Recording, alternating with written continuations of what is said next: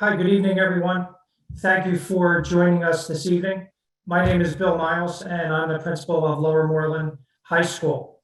Also from our district, we have as a panelist, Dr. Scott David Heiser, the superintendent of schools, and Ms. Jen Dilks, who is the principal of the Murray Avenue School. We're very pleased to present this opportunity this evening, presentation called Isolation, the New Drug of Choice. Clearly, this topic was important for us, as over the last 18 months or so, Ms. Dilks and I, and as well as the Pine Road School, have seen students who've been struggling with isolation through the pandemic, being tied up into their homes, into their bedrooms, tied into social media, gaming, and so forth, and experiencing difficulty in finding their way out of that and socializing with their friends. So we found that this opportunity was perfect for us as a district this evening. So again, welcome. Thank you for taking the time tonight to join with us. And at this time, I would like to turn it over to one of our friends from Be a Part of the Conversation, who will introduce our guest speaker, Kim Porter. Thank you, Kim. Thank you so much, Mr. Miles. Hi, everyone. I'm going to share my screen and just let you know a couple of things, a little bit of housekeeping before we get started. All right, here's our program this evening, and we're really excited to have Dr. Caroline Fenkel with us. So I'm the executive director of Be a Part of the Conversation, as Mr. Miles said. We're celebrating 10 years this year, which is very hard to believe. And that picture is what it used to look like when we'd be in a room together. And I am really missing those days, but very, very thankful that you're with us online here tonight. Thank you so much to all of our friends here at Lower Moreland Township School District. This is, I think, our third program that we've done with you over the years, I believe. I think that's right. Judy's been with you guys in the past. Judy Hirsch is our Director of Community Engagement. She's here tonight as well. And Judy and I will be keeping an eye. Oh, sorry. Hi, Judy. She and I will be keeping an eye on the chat and the Q&A. We encourage you to go ahead and submit your questions throughout the evening. We'll keep an eye on those, and I'll sort of moderate with any questions, whether it's for Dr. Fenkel or any of the Lower Moreland staff that we have with us, the administrators. We are recording this program, but your names are not visible, your images are not visible to any of us, and even your questions are all private, just amongst the panelists. So feel free to do that. Everything is that's being recorded is just what you're seeing presented on screen. At the end of this, a survey will pop up.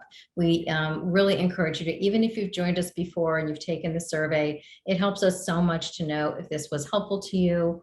And also there's some options to let us know about topics you'd be interested in the future. We really do pay attention to that and love to hear from you. So please take that. It'll just pop up at the end when this program ends. And you can follow up on this program on our website, and Judy's going to put this into the chat, conversation.zone/isolation. And that's where you'll find the recording of the program and any other supportive information that we can share with you that will be loaded on there probably by morning. It takes a little while to process the video and get it loaded. Okay. And I also wanted to let you know, we have these support groups. So I'm the parent of somebody who is in recovery from a substance use disorder, and family members like me, you know, this all started for my son when he was 13 years old, and now he's had a lot of time in recovery. But those days that I was confused and scared and hoping that treatment would work and he would find recovery, I really needed to be with other family members. And these groups take place mostly on Zoom these days, but they're based out of locations throughout the region. On this section of our website, you can see this calendar that shows meetings happening all during the week. So Sunday through Thursday, there are meetings. The green buttons are happening on Zoom, purple buttons are happening in person, and there's one meeting that is a hybrid. But whether they're in person or virtual, we really hope that you'll check them out if you can use the support of other family members who've been down this road. We have other events coming up that you can find on our website, conversation.zone/calendar. And our website in general is a really good resource for a lot of helpful information. So now I get to introduce you to our dear friend, Caroline Bagel. Dr. Fenkel is the Chief Clinical Officer and co-founder of Charlie Health, a mental health treatment provider for teens, young adults, and families. Caroline's passion lies in helping heal adolescents through the use of experiential therapy, group therapy, and animal-assisted therapy. Caroline has worked with adolescents and young adults at all levels of care, including outpatient and residential, at numerous national programs. Before co-founding Charlie Health, she was the executive director of Center for Families in Malvern, Pennsylvania.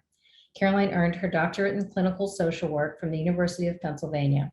Her passion for helping those with substance use disorders stems from her own experience and long-term recovery. Caroline's strong systemic evidence-based social work background propels her to support prevention programs throughout the region. So I'll stop sharing and introduce you to Dr. Caroline Bagel. Hi, everyone. Thank you so much for coming out tonight. I really appreciate it. Looking forward to talking to everyone a little bit about isolation. And yeah, I'll go ahead and get started. Kim, if that's okay.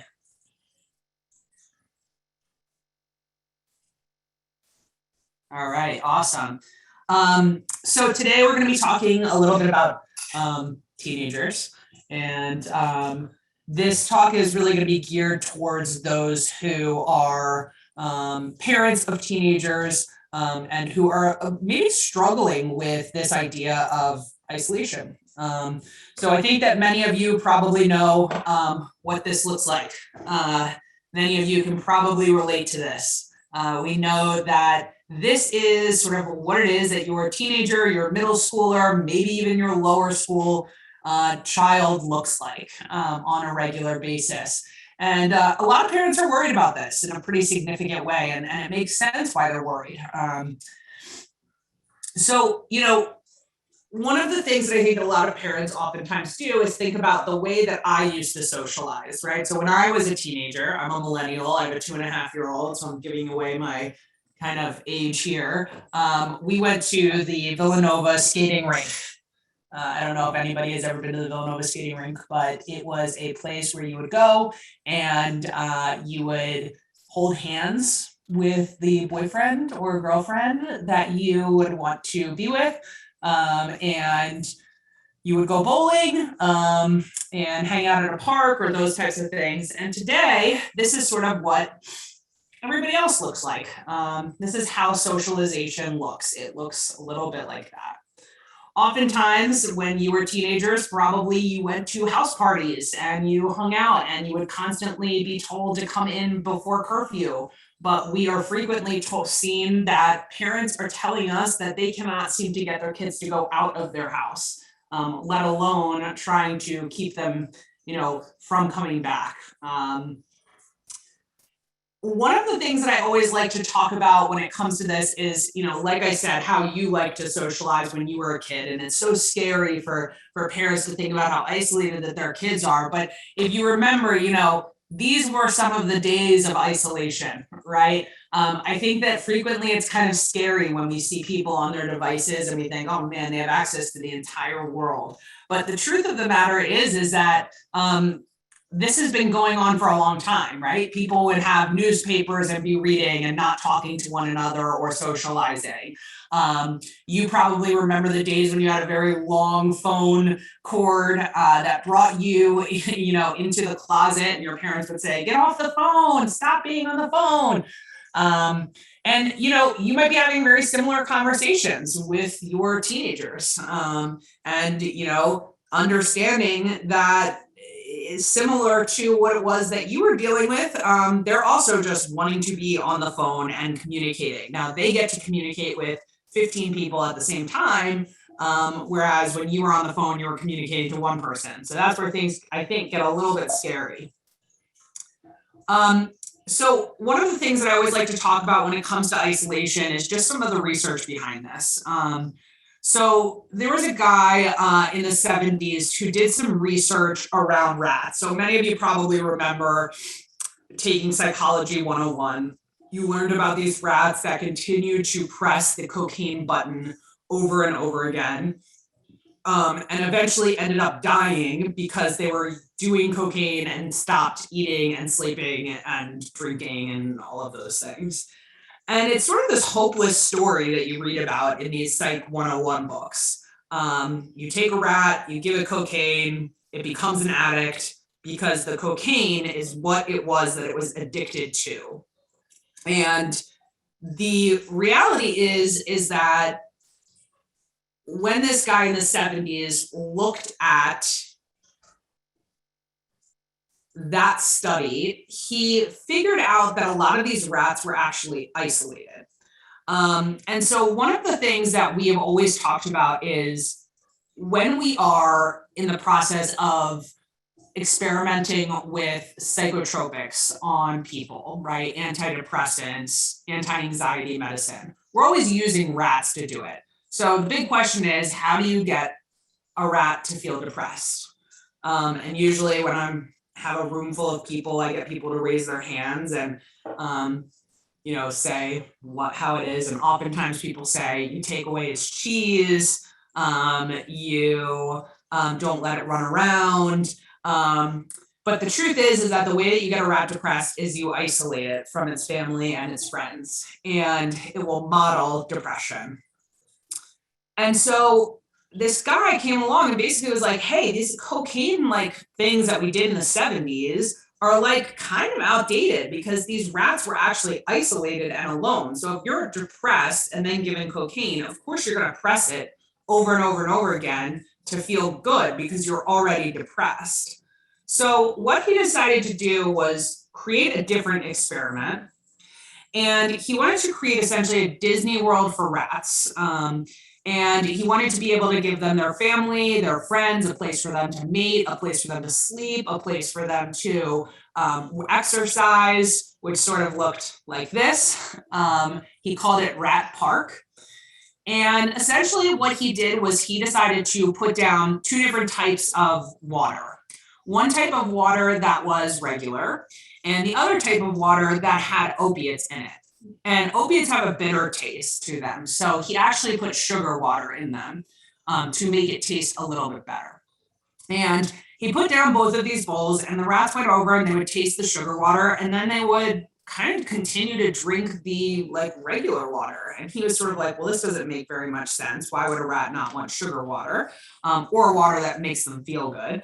So he decided to take up the pure water, leave down the opiate water, and essentially got them all addicted to opiates.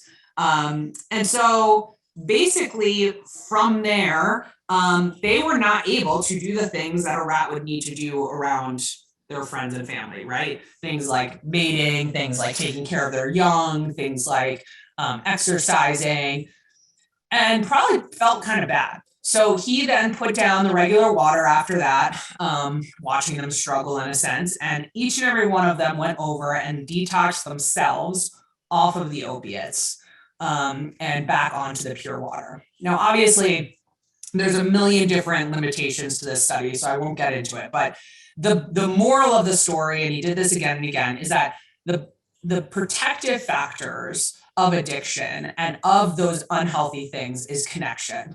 That when it is that we're isolated from people, we know that it leads to feelings of sadness and depression. So this is a little bit about rat hail.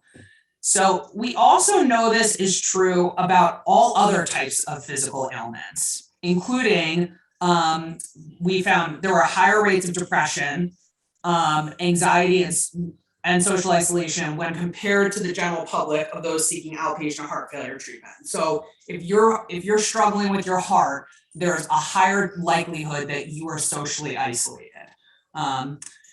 Additionally, there were some meta-analytic studies, which essentially meta-analytic means that they took a bunch of studies and put them all together and looked at the same thing. And so it's very valid. And found that the actual or perceived social isolation results in higher mortality rates. So if you click a button that basically says, I live alone, or you click a button that says, I feel alone, it doesn't matter. It still is going to affect your mortality. And that's kind of like scary to think about, this idea that we as human beings are meant to be living in a community. We're meant to be together with one another. We're meant to really be connected to one another. And when we're not connected, it can not only lead to mental health issues, but it can also lead to like significant health issues, physical health issues. And then in addition to that, social isolation and depression, there's just a ton of research that's concluded that loneliness, social isolation, feelings of exclusion lead to diagnosis such as depression and anxiety. And it really is one of the most common feelings that bring people to therapy, is people feeling as though, you know, I feel very alone. On the other hand, belongingness, which is sort of the opposite of isolation, if you will, or loneliness.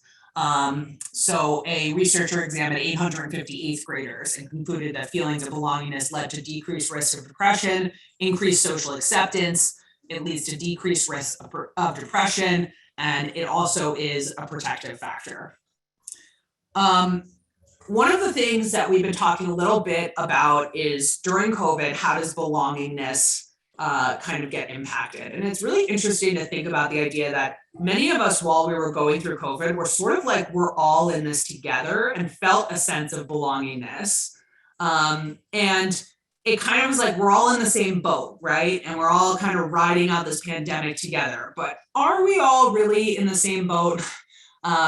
I think that during the pandemic, I saw a lot of this happening on social media, of like, oh my God, I cleaned my house, and like, oh my God, I taught my like kids 3 different languages, and like, oh my God, I'm getting so much done at home.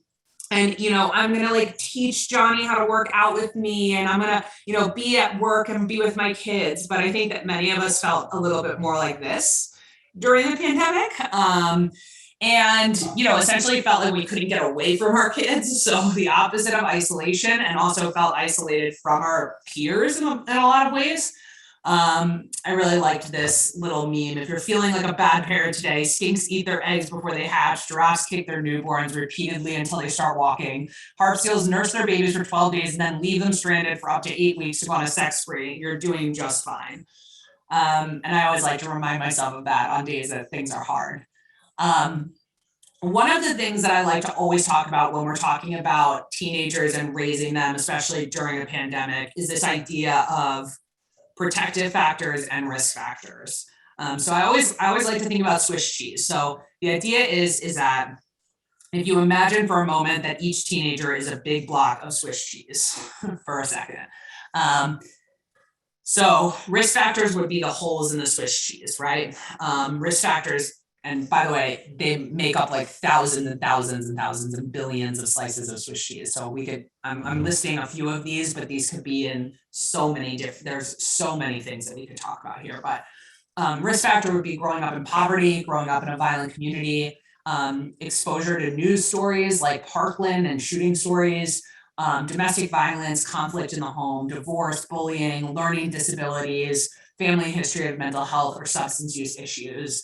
And so those would kind of be some of the holes. And then the actual protective factors, so the cheese, would be something like a high socioeconomic status, a nurturing childhood environment, a quality daycare, a common regulated household, healthy relationships with technology, a low violence community.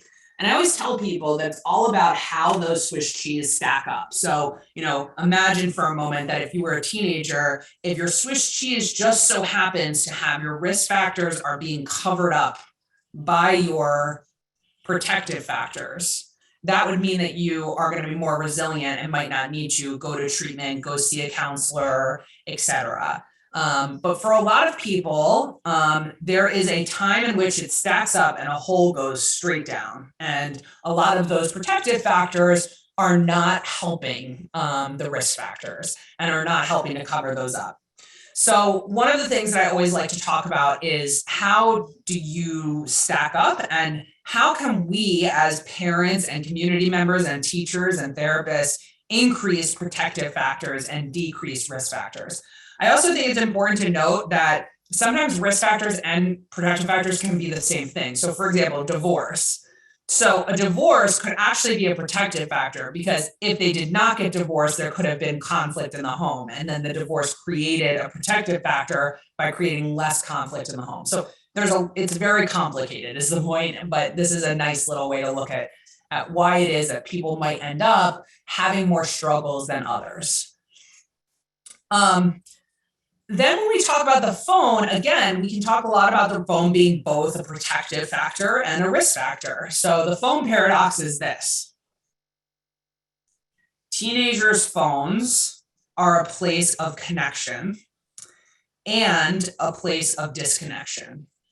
So they're a place of connection because they talk to their friends, they FaceTime with their friends, they're on Snapchat, they're on TikTok, they're on Instagram, they're constantly communicating with them. It's a place of disconnection because sometimes their friends go out without them and then post videos of them without them, and they feel left out and isolated and excluded. It also can be a place of disconnection because teens are following influencers and people who are on different social media platforms and feel jealous and feel like comparison culture. It can also be a place of connection because they're able to reach out to people who they might not have otherwise reached out to, whether it's somebody that's in their class or somebody who they see walking in the halls and they feel more comfortable reaching out to them via technology than they do in the halls, etc. And so it can be a profound place of connection for them. I think that this is frequently what it is that we see teenagers doing, and we all sort of judge them in a sense. But I don't think that that's necessarily really fair, because sometimes they are all connecting with one another in certain ways. So, I think that also it's really important to note that, screen time can increase rates of depression. And we're going to talk a little bit. I added a little slide at the way end here to talk about the Facebook whistleblower, because I'm sure that a lot of people want to talk a little bit about that, because I think it has a lot to do with isolation and social media. So, one of the things that parents oftentimes talk to me about is, okay, that's fine. The phone is a place of depression. It's a place of disconnection. I need to take it away from my kid. And we know that tends to lead to a teenager turning into an exorcist. They just sort of start freaking out when you take away their phone. But the reason why is because right now they're developmentally in a place where they need to be, as much as possible, they need to be talking to their friends, right? So they're in this place right now developmentally where they're creating their new identity because they are teenagers and that's what they should be doing. And they are placing their friends' opinions above that of their family, above that of their teachers. They don't care about school. They only care about figuring out what their identity is, and that's appropriate. And it's very important to note that during this very, fragile, vulnerable time, having a company like Facebook, Instagram, make profits off of people clicking buttons over and over again and going down rabbit holes is very, very scary. So, just real quickly to go over sort of what it is that's going on right now. We know that Instagram in particular has created an algorithm that when a teenager does something very simple, like searching for healthy recipes, it can very quickly turn into extreme dieting and pro-anorexia. And that's very scary. And what's even more scary about this, and I won't get into the politics of it, but is that Instagram knew this and didn't do anything about it necessarily. And I think that we as frontline workers all sort of already knew this, so it was nothing new. But I think that it is something that can oftentimes lead to more and more isolation, which is why it's really important that we as parents and as social workers and teachers try really hard to help those that are new and into social media and into the internet and things like that, try and regulate themselves through that. one of the things that I did when I was working at a place called Center for Families is created a camp. So basically I was treating 14 to 18-year-olds during the school year. I had a bunch of parents come to me and say, I don't have anything to do with them during the summer. What am I going to do with them? They're struggling with depression. They're struggling with anxiety. You know, what am I going to do? And basically I created this camp called Camp Yeet, Youth Education Adventure Therapy, because all that they did was talk about yeet all the time. So, you know, basically during that time, we brought all of these kids together and we said, welcome to camp. And, you know, we just sort of made up this whole entire thing. And so, you know, brought them together and said, essentially, give us your phones. We don't want you guys to have your phones around the building. And at lunchtime, we'll give you your phones back. Well, you would have thought that I was gonna have to like pull this out of their hands, but I didn't. They actually handed them to us. I couldn't believe it. So they hand us the phones and then we do all these really cool different icebreakers, including doing a adult sized parachute, which is really fun. Remember when you were a kid and you did like the parachute? Well, they make an adult one, which is pretty neat. And we did a bunch of icebreakers. It was really fun. And lunch came around and not one of them asked for their phone. And I think that it was because we were able to create an environment around them that was more stimulating than their phone, which is something that I think that a lot of parents, you know, have to really try their hardest. So the goal really here is to connect and to create connection to be more intriguing and more interesting than their phone. The other thing too about isolation is this idea of modeling behavior. So oftentimes parents will come in and tell me how much that they hate their kid being on their phone and how, you know, they're isolated, they don't have any friends, all that they do is stare at their phone. And then the parents look just like this, right? it's like, and then I kind of look at the parents and think to myself, oh man, you know, we got to really talk about modeling behavior, because the truth is that if you get off of your phone, you're going to see that your teens will get off of theirs. And the more that you can kind of model that behavior of having a technology-free night, the more likely that they're going to be to help to connect more with you. Listening is always the first step in connection, right? So oftentimes parents will put down their phone and be like, see, even I'm on my phone, and then go into like kind of a lecture, right? I'm on my phone because I'm addicted to my phone. And it's like, no, you just need to listen. That's it. I like to tell parents, put your hand, you know, sit on your hands and just sit there and listen to your teenager and what it is that's going on with them. I always say, again, make your connection more interesting and stimulating. I say, go to a park, go to an amusement park, talk to your teens about what it is that they like to do, like follow their lead. If they're into basketball, ask them to go shoot hoops. If they like art, sign them up for local art classes with you. Find a mutually beneficial activity to do together. Always saying, I love you, good morning, good night, always working together, like doing laundry together, being like, hey, let's go and like plant something together. Hey, let's go and do this. And like something that's a mutual experience that you guys can do to try and help better like the house or create a project or something along those lines tends to really get them involved. Having technology-free nights is huge. Rituals, like I always like the idea of having like pizza night on Friday. Being able to have that place for you to connect. Having dining, you know, making sure that, you know, whether it's 3 nights a week or every night, whatever it is that your family does, dining together can oftentimes create a place of connection. Being able to break bread together. Inviting them to do things, like invite them to cook or to find their favorite recipe, or like invite them to come and do things that you find to be fun and try and help. Give them a chance to turn you down, right? Like oftentimes parents say, I'm not going to do that. She's going to say no. And then the kid in the session says like, I would have said yes, you know? So give them the chance to be like, no, I'm not going to do that. Because I think that they might surprise you. This is one of my favorite things. Ladies, what do we want? Meaningful friendships, more girls' nights out, real human connection. When do we want it? Well, this week isn't good. I can't do anything after 8 p.m. on a work night. Let me check my calendar and get back to you. I think that this is another big part of it, which is avoidance of social interaction, right? It's more comfortable to sit at home and be in your PJs and underneath your blanket and watching Netflix. But sometimes you have to force yourself to do things that are good for you, like going to the gym, for example. Another big thing that I talk to parents about of how to kind of combat isolation is this idea of an open door policy. So being able to say to your kid, like, hey, listen, we have an open door policy. You bring over your friends anytime that you want. It's not a problem.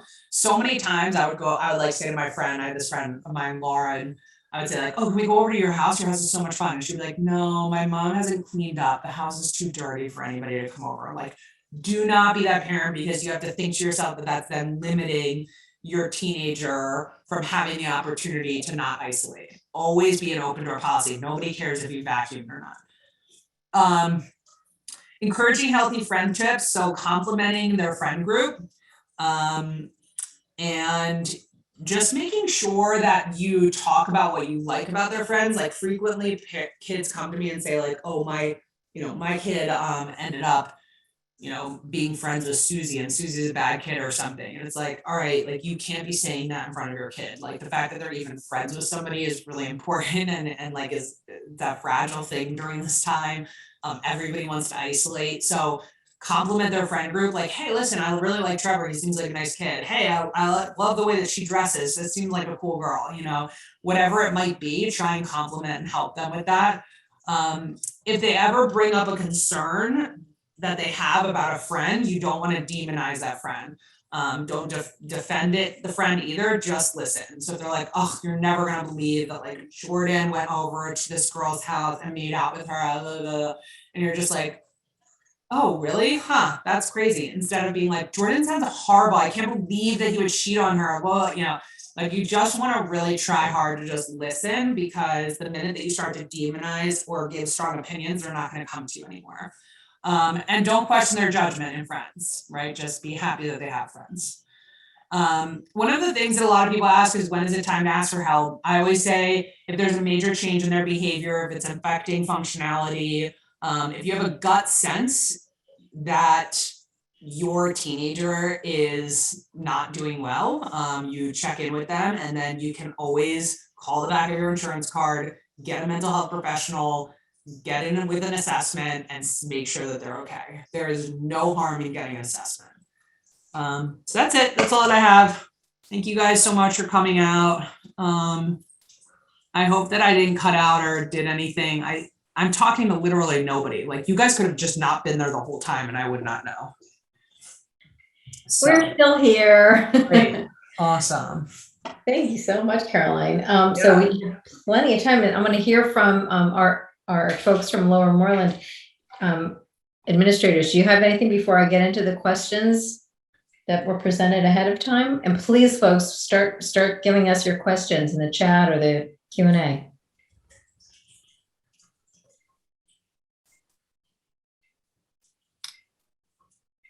Ms. Dilks or Mr. Miles or Dr. David Heiser, anyone have any? Dr. Fenkel, thank you very much for your presentation. I appreciate the functionality and the ease of which you presented that.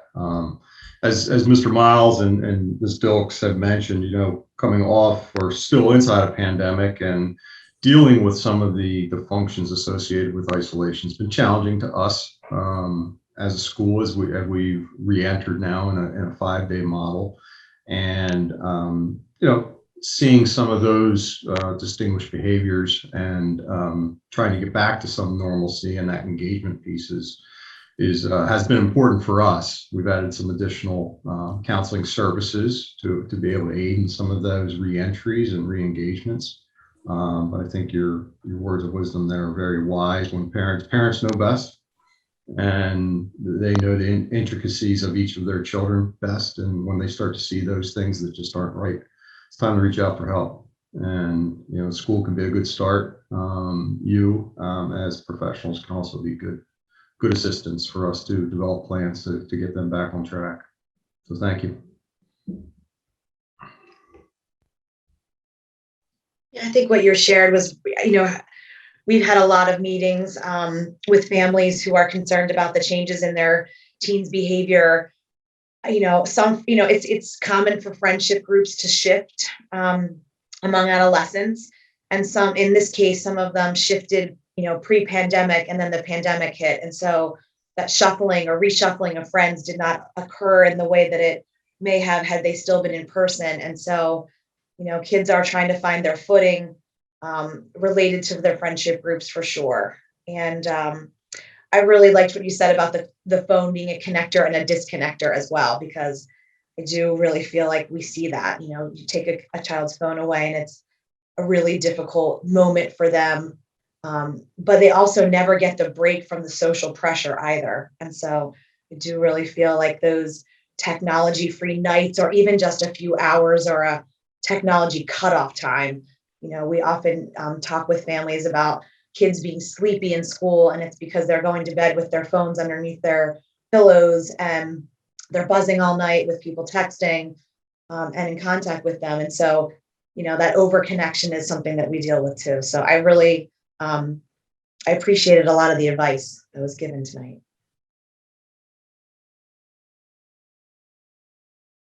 So here's a question that just came in, and before we get to some of those other advanced questions, can you explain further how animal-assisted therapy works?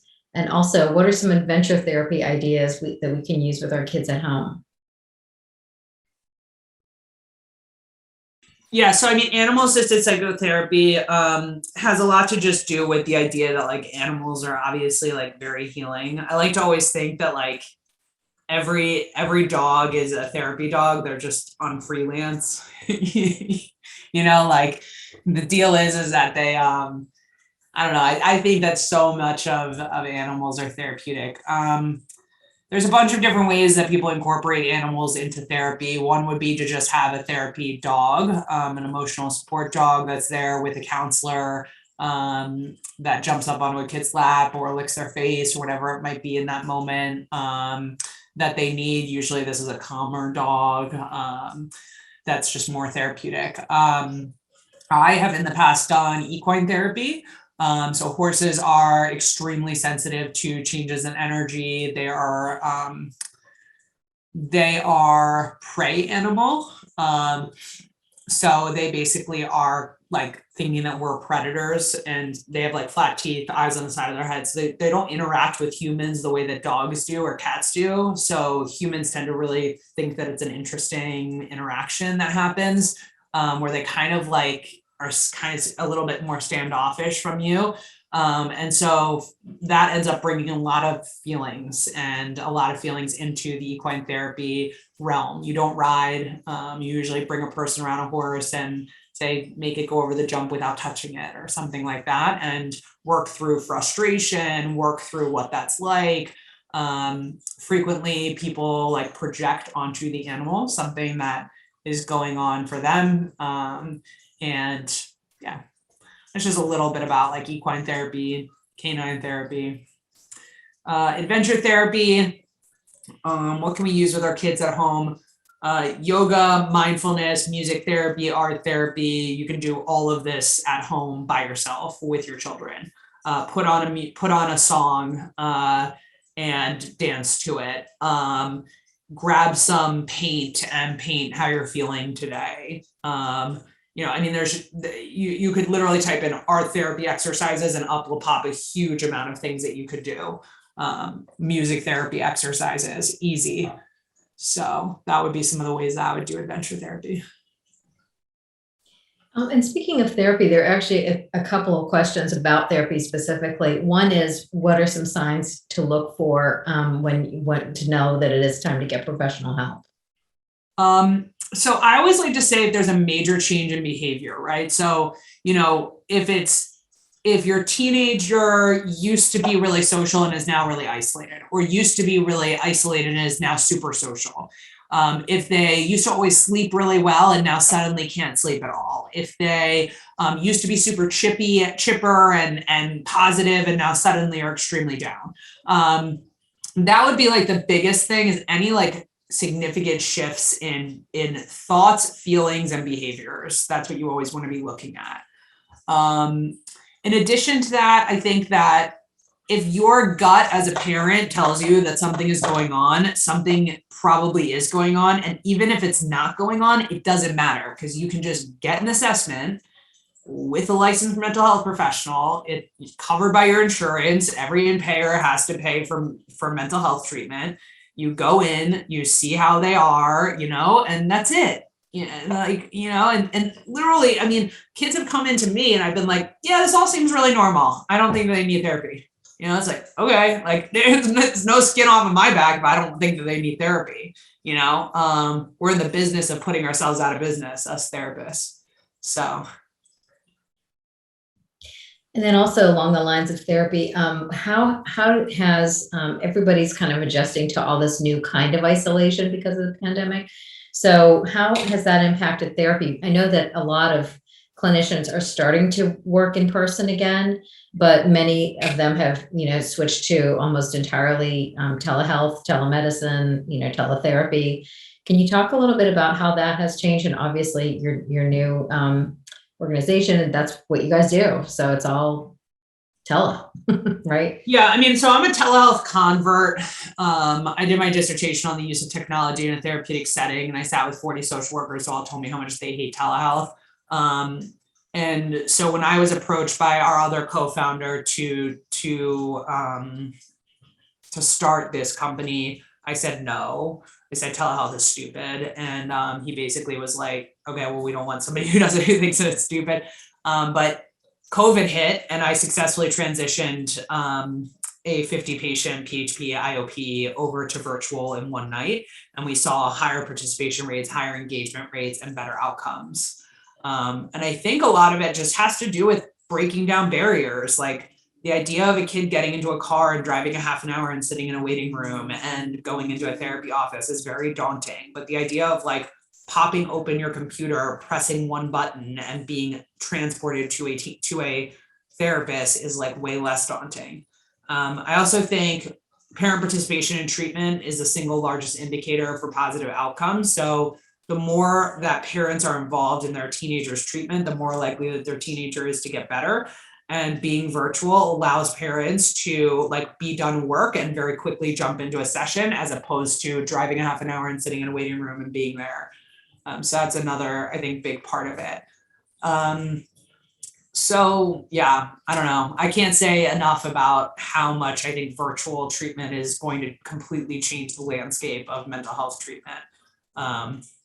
Charlie Health, which is what I founded, is really focused on rural areas. So these are teenagers that would not have access to a brick and mortar counselor, that live an hour away from their high school and are 3 hours away from their nearest emergency room.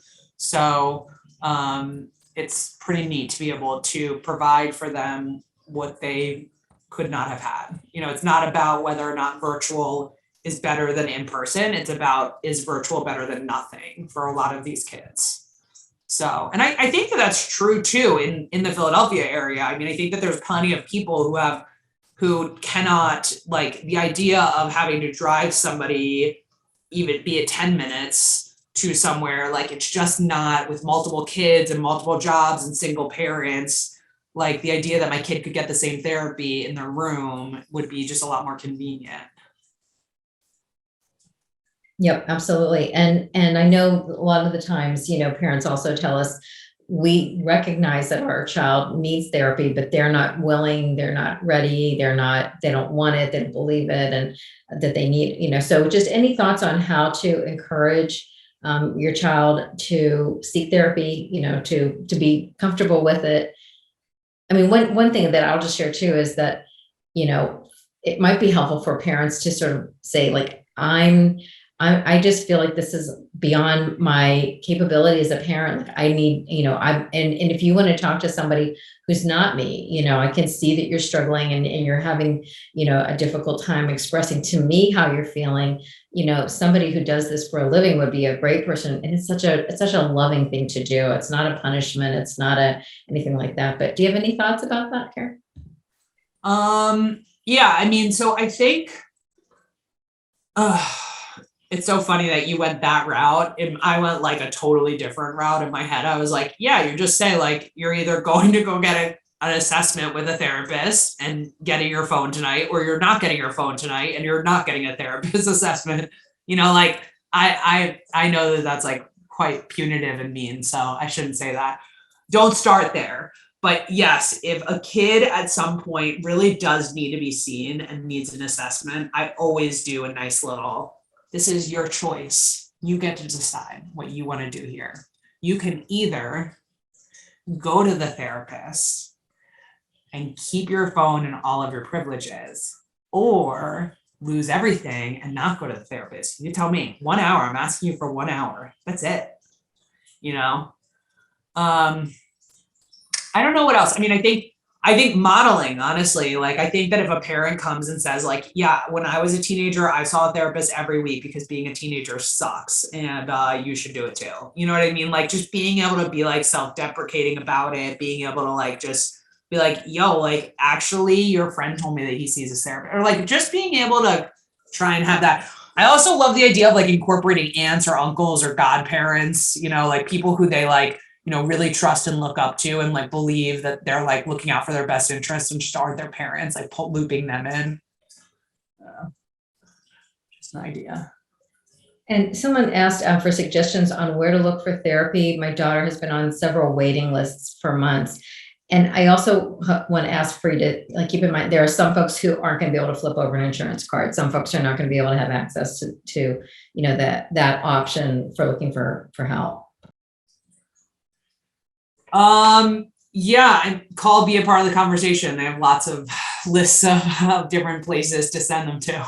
I think, you know, I believe in my heart that if you seek for it, especially when it comes to mental health care, there are so many nonprofits that are out there, and so many people that are willing to help. So I would say that if you're on a waiting list for months to see a therapist, now psychiatry, different story. I can't help you there. But a therapist, we can help you. So shoot Kim an email and Kim can set you up with a lot of different, you'll tell us what your insurance is and we'll tell you where to go. Right. And you can also go to your county Health and Human Services to get some ideas for who might be able to do an assessment and make some recommendations for county supported treatment as well. We can also talk about our district resources, Kim. Oh, please. Yes. Thank you. So every building in our district has a SAP team, a Student Assistance Program, and parents can contact the counselors in any of the buildings, and they will connect them with a SAP referral, which is an assessment, just as Dr. Fenkel suggested. It's free, it's confidential. They don't share the results with the school unless you specifically give permission for that. It doesn't have anything to do with your insurance necessarily.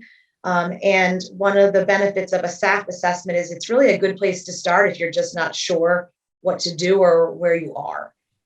And one of the things that I feel like they do very well is that they will connect you with the resource or fill in some of those resources until you are connected with a therapist. So if you do an assessment, sometimes they qualify for 3 free sessions through Aldersgate.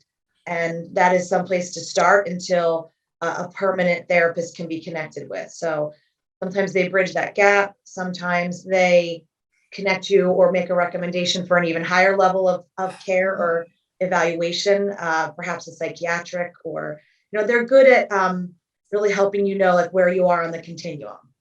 And they work really well with our school teams. We have a great relationship with Aldersgate, and they can make referrals as well. The district also maintains a community resource list that we provide to families. We don't make recommendations, but we do have a list of community providers that we share with parents as well. We also have heard about waiting lists, and you know, not all providers take insurance, and so that can be a barrier for families if it's an expensive out-of-pocket expense. But if they are looking for resources or not sure where to start, I would strongly recommend that they reach out to one of their school counselors, and they will make a SAP referral, which is Student Assistance Program, and get that ball rolling. Ms. Stokes, are those groups meeting? Are there SAP groups meeting right now, like in person for I'm just thinking about like, I know a lot of districts have like specific groups for certain populations of students. Are they meeting together? That's it's a little bit different in each building. So Pine Road does have some groups that are staff provided. Counselors also provide them to our own counselors. At Murray and the high school, the relationship with staff is more of a referral process and a connection with community resources. We all have, we have re-engagement counselors, or what we're calling student service counselors as well, to specifically deal with like post-pandemic kind of needs. And so kids can see those re-engagement or student services counselors at school if they need to as well. But in terms of staff groups, the Murray Avenue and the high school are not running those, although we do have other kind of groups going. But we do have counselors that see kids, not in a therapeutic sense, but in a school-based sense. But it's also, again, we're looking to kind of bridge that gap between when therapy starts. And we're also very willing to coordinate with private therapists. I think that's something that all of our teams do very well. So if a strategy is being done with the child or emphasized through therapy, that's something that we can also carry forth at school and reinforce some of those things there. So we do, I feel like, do work very well with private providers. Great, thank you. It's such a great resource, as somebody commented, wonderful program that the school offers. And just, we're talking about isolation, and it is a way possibly to connect, at least, to have a deeper connection, to talk about some of the things that kids are going through. So, and I know too that parents, I think, are hesitant sometimes to reach out to the school resources because, we parents want our kids to be seen in such a positive light by the school. We want the guidance department to write their letters of recommendation for college. So if I tell the guy, somebody in guidance or student services, that I think my child is smoking cannabis or doing this, is that going to interfere with, their success on graduation and that sort of thing? Please, please, please, folks, know that this school is your ally. They're your child's ally. They want the very best for them.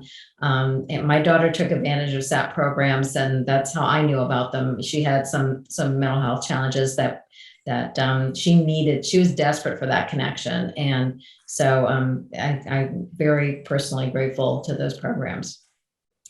Yeah. Kim, if I may add as well, each of our schools have regular meetings where we talk about kids who may have certain needs and so forth. And you're absolutely right. Our lone goal is to make sure that our students are academically successful and mentally successful, ready to engage in classes. And we have a number of resources that we can utilize to help. And I would just offer as well, most of our parents know this, but if they go onto either of the school's websites and they look in the resource tab or the counseling tab at the high school, there's a number of things that parents can learn on their own.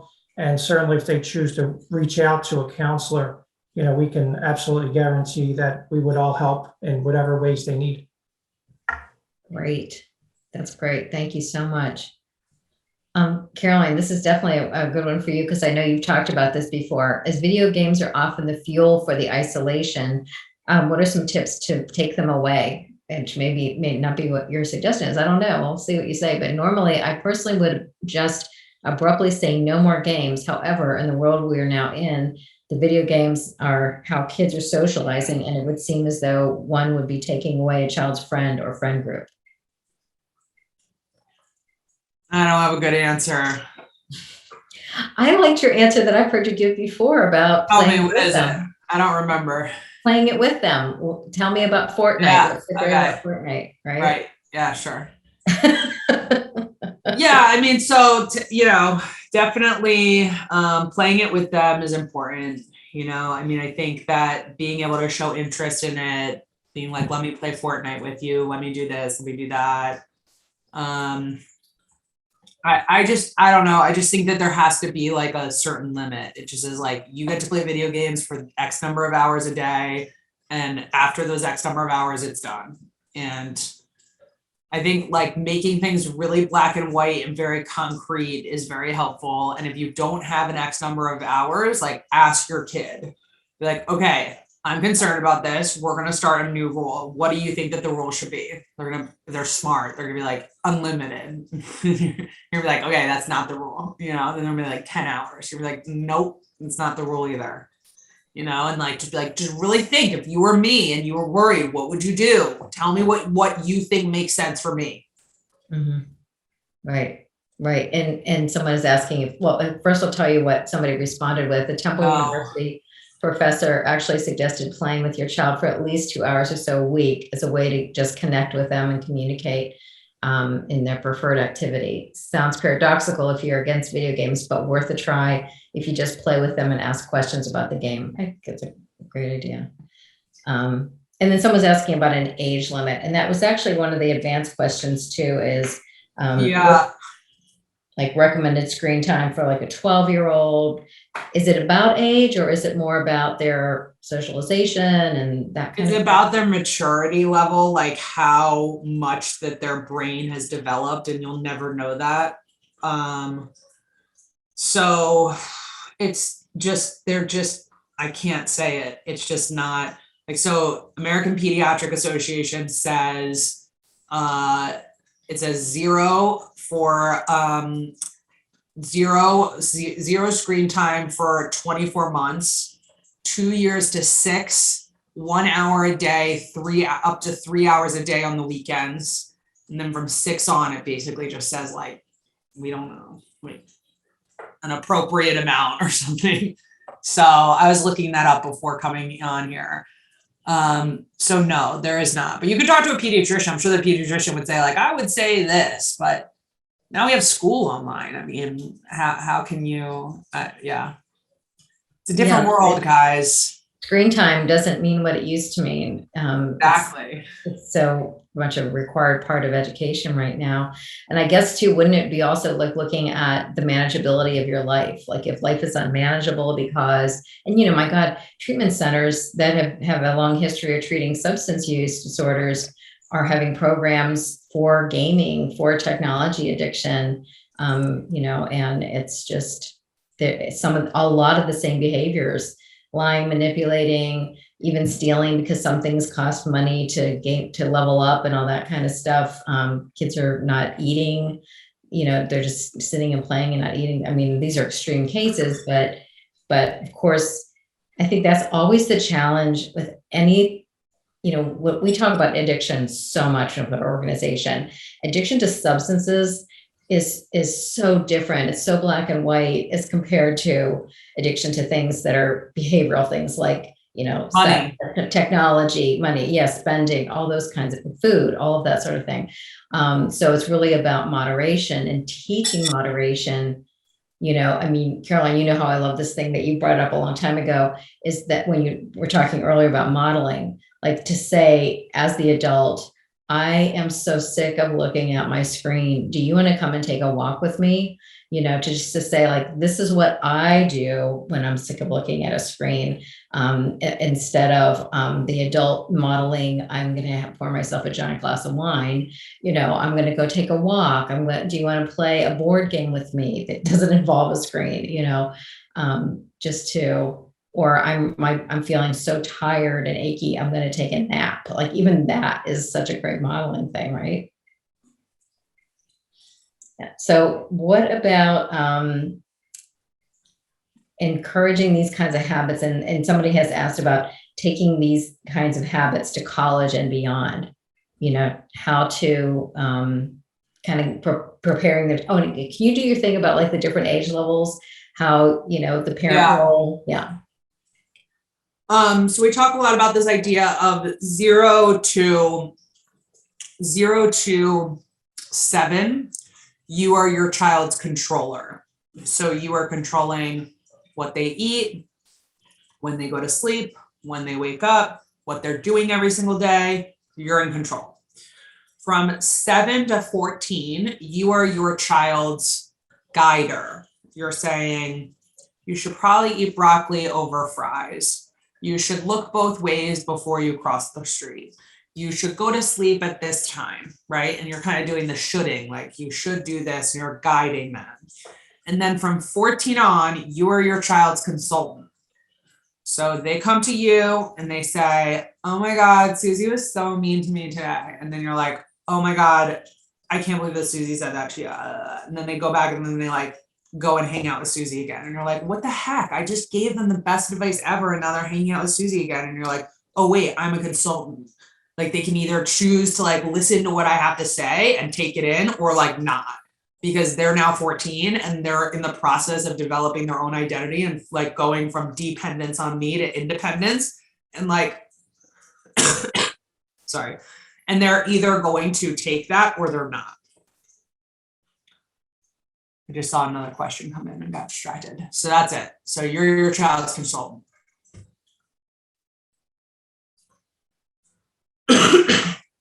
Sorry, just realized it was muted. One of the other advanced questions was, so this past year and a half obviously has really created this really huge sense of isolation. And we actually just heard from another school district the other day. They were telling us that kids are almost seeing school as an option, like because there was this safety matter that caused them to stay at home and be virtual. And now that they're expected to be back in the buildings, they're like, well, I might not go this week because I heard I might have contracted COVID or something like that. So, how do we bring, the question is, how do we bring children out of isolation if they're experiencing anxiety and panic when they're leaving home because they've had a year of feeling safe at home and now they're going back out? So any suggestions on that? Yeah. I like to talk about this idea of like providing them with a lot of like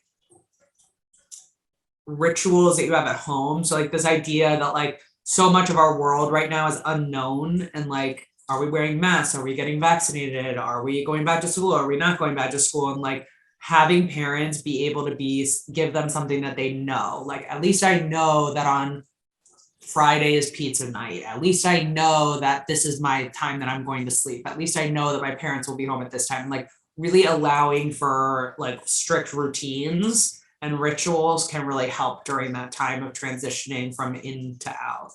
Does that answer the question?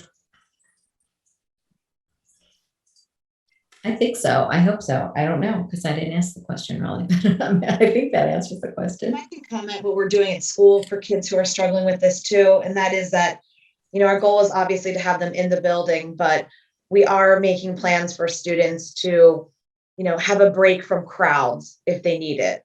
Yeah. So giving them safety nets when they are in school. And if they know ahead of time, what's the plan if you're uncomfortable or you need a break? Where can you go and take that break? Where, we had kids when they would come back sometimes after changing from hybrid to in-person learning, they hadn't been with a large crowd of people for a while. And so they would come in and that adjustment, was a little bit, but if they knew in advance, if parents reached out to us to say, my child's really struggling with this and I'm concerned about the transition, then we made a plan in advance where we build in some safety nets to say, here's where you can take a break. Here's how you can leave class without it being embarrassing. Here's where to go if you need a break. And giving them some options so they have a better sense of control over when they can be and not be with crowds. And another thing that we've been doing at school too is if the lunchroom is a place where there's just too many people for you without a mask, we've provided an alternative lunch place for people to be with just fewer people and giving them some more options as they've kind of made the transition back.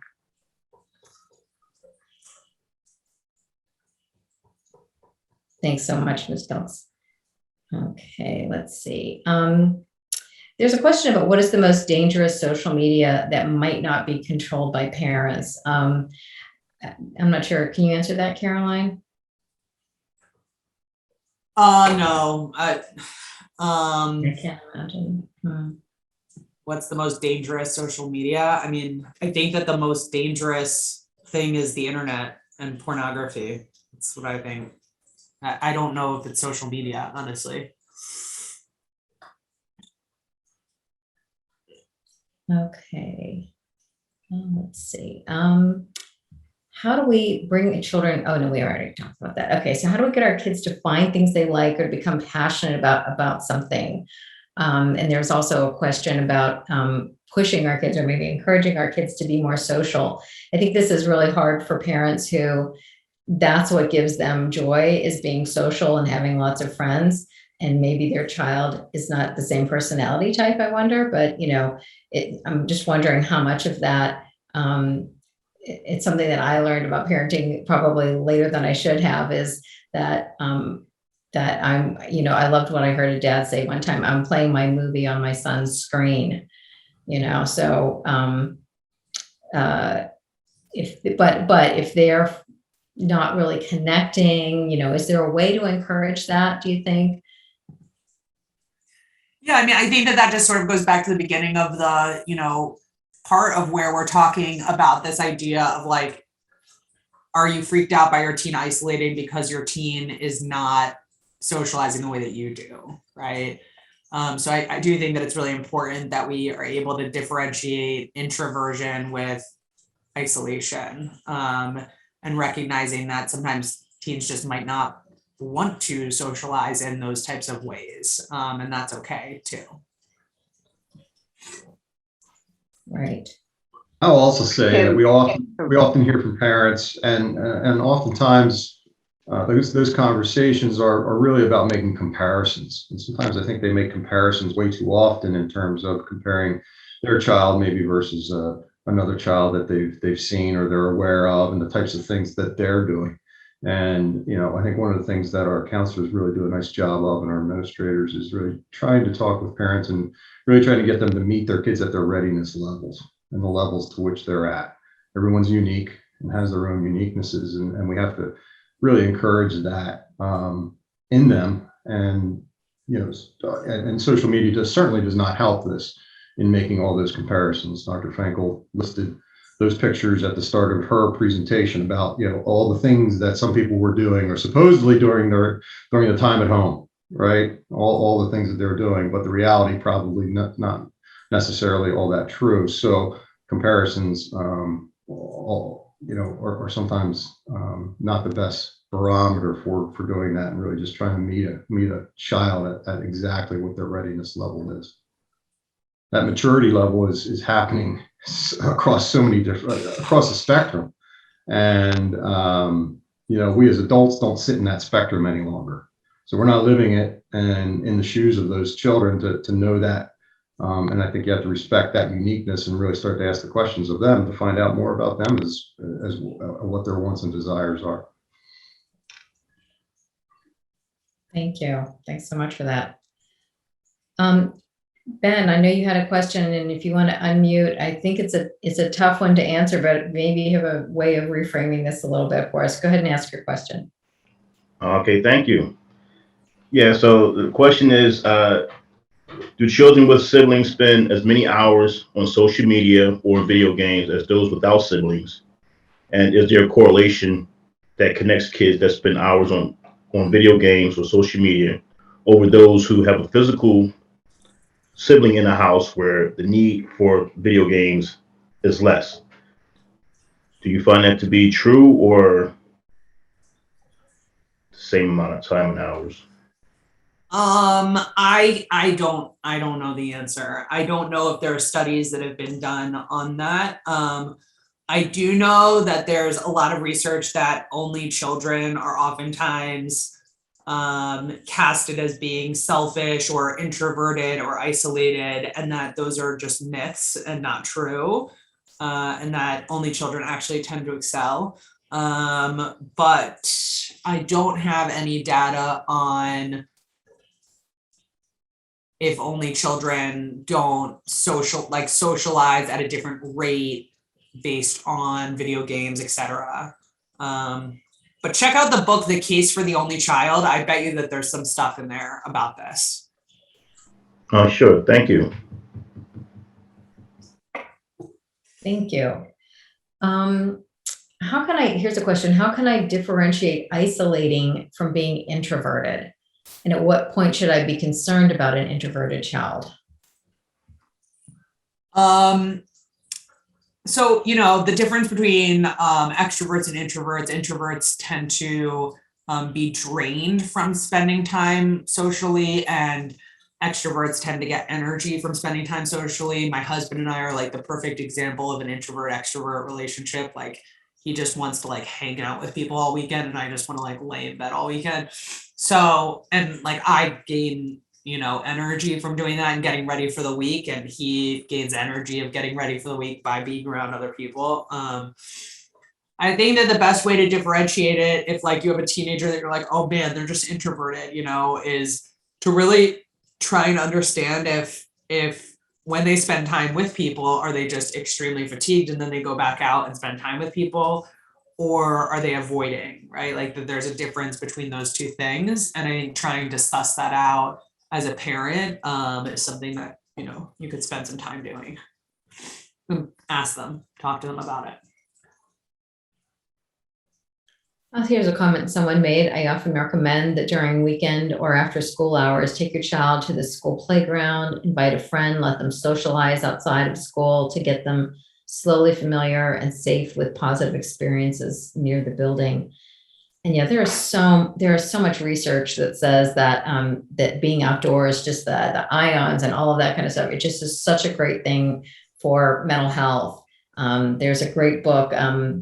What is it? What is it about the woods? No child left out. No child left inside or outside. Does anybody know what I'm talking about? Richard Louv, Louve. I'll have to look it up while we're on here. It's a great book about like just the benefits of getting outside with kids. Let's see. Okay, here's a really tough question. Are you ready for this one? Anybody? How do you deal with teens' news sources often being social media posts or classmates whose families ascribe to fake news? Freedom of speech, baby. We're in the American dream. There's nothing to do. You can't do anything. How do you respond to it when you hear something as a parent, when you hear something that you don't agree with? I think that you listen and then you're just curious. And that's it. You just go, huh, that's really interesting. I actually read this other article that said something a little bit different. And I'm curious if you want to read it and ask a question. I see. Right.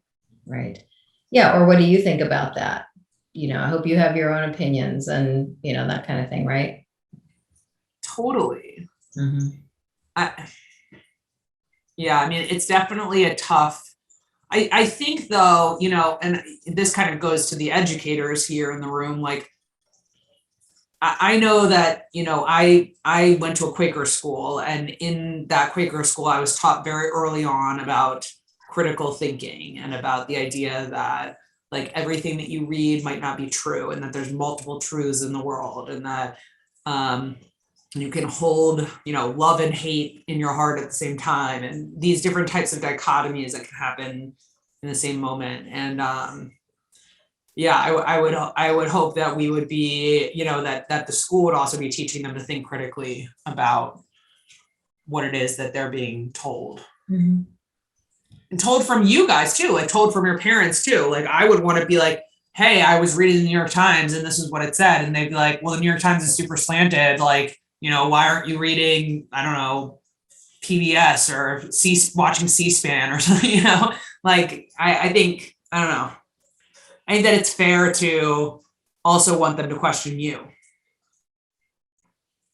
Yeah, I think Caroline makes a really good point, and part of the curriculum is looking at primary sources and secondary sources and looking at a variety of sources that, kids will get their information, and really trying to decipher what's valid, what's not valid, what may need more investigation, what may need more research. Is this a founded source? Is it an unfounded source?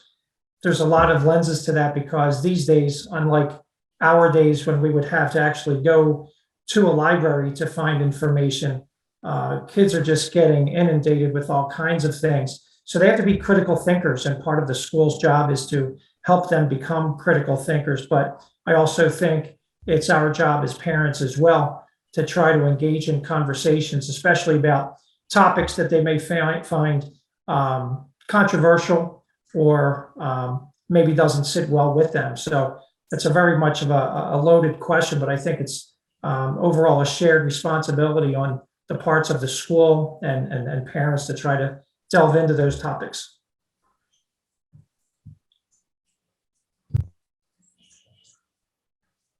Thank you.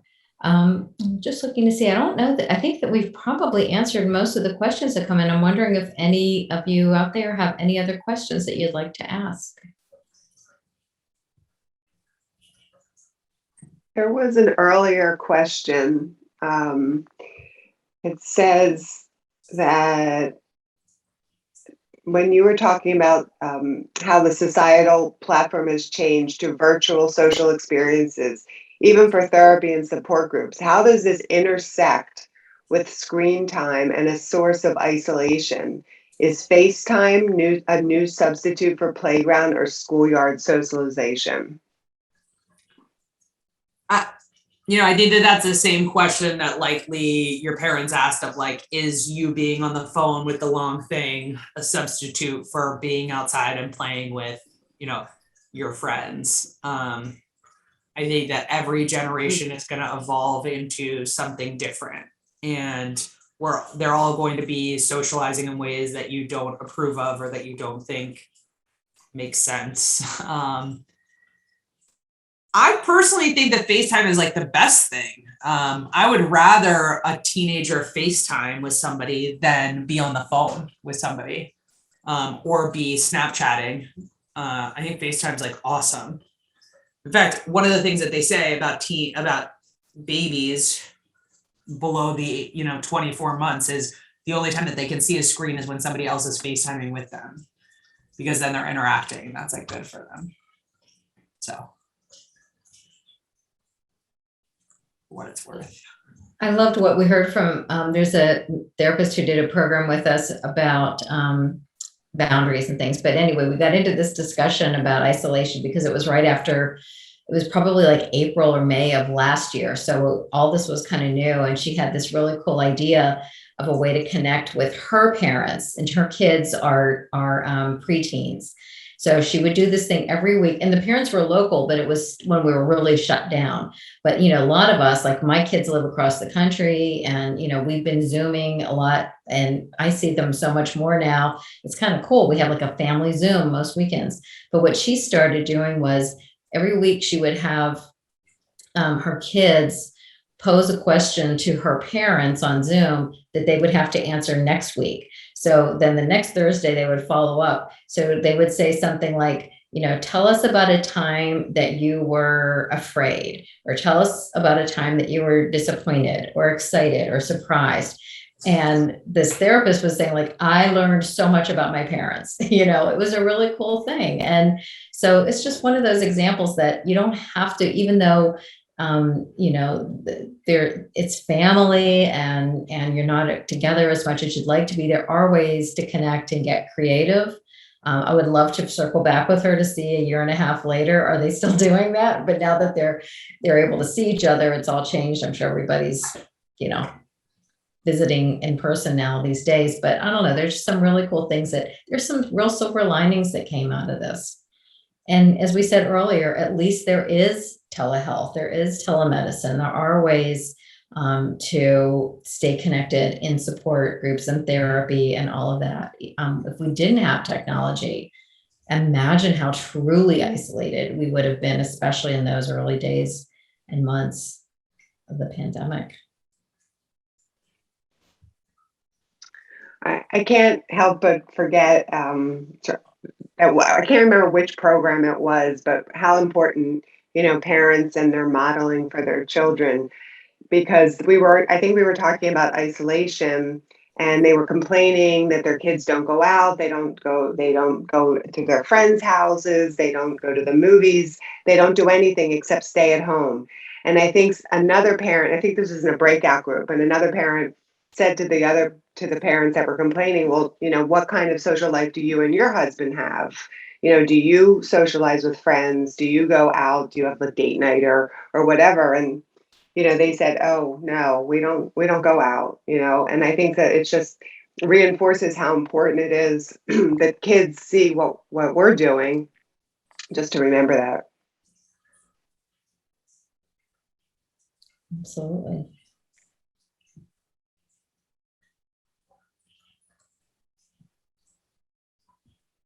I'm not sure if we have any other questions coming in, folks.